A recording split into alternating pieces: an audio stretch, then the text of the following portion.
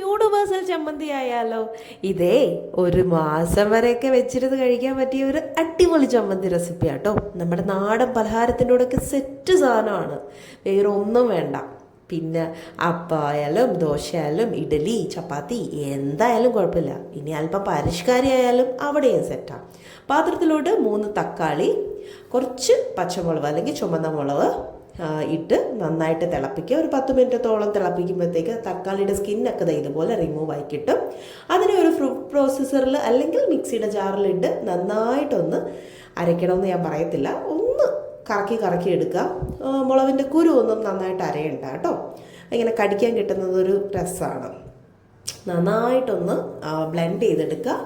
ഈ ബ്ലെൻഡ് ചെയ്ത മിക്സിനെ നമ്മളൊരു പാൻ അടുപ്പത്ത് വെച്ചിട്ട് അതിനകത്ത് ഞാൻ കുറച്ച് ബട്ടർ ഇട്ടിട്ട് 3 അല്ലി വെളുത്തുള്ളി നല്ല കുനുകുനാന്ന് അരിഞ്ഞിട്ട് 1 മിനിറ്റ് ഒന്ന് ജസ്റ്റ് ഒന്ന് സോട്ട് ചെയ്തെടുത്തതിന് ശേഷം നമ്മുടെ ഈ മിക്സ് ഇതിനകത്തോട്ട് ഒഴിച്ച് നന്നായിട്ടൊന്ന് വരട്ടിയെടുക്കാം.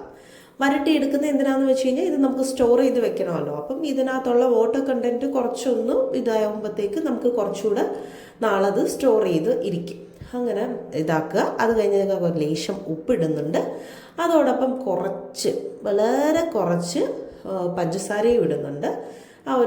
ഒന്ന് ബാലൻസ് ചെയ്യാൻ വേണ്ടിയിട്ടാണ്. പുളി, എരി, ഉപ്പൊക്കെ ഒന്ന് ബാലൻസ് ചെയ്യാൻ വേണ്ടിയിട്ട് ഇടുന്നുണ്ട്. പിന്നെ ഞാൻ ഒരു 1/2 സ്പൂൺ സോയാ സോസ് ഇടുന്നുണ്ട്.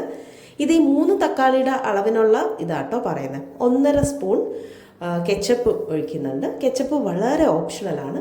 അതോടൊപ്പം തന്നെ 1 സ്പൂൺ വിനീഗറും കൂടെ ഞാൻ ഒഴിക്കുന്നുണ്ട്.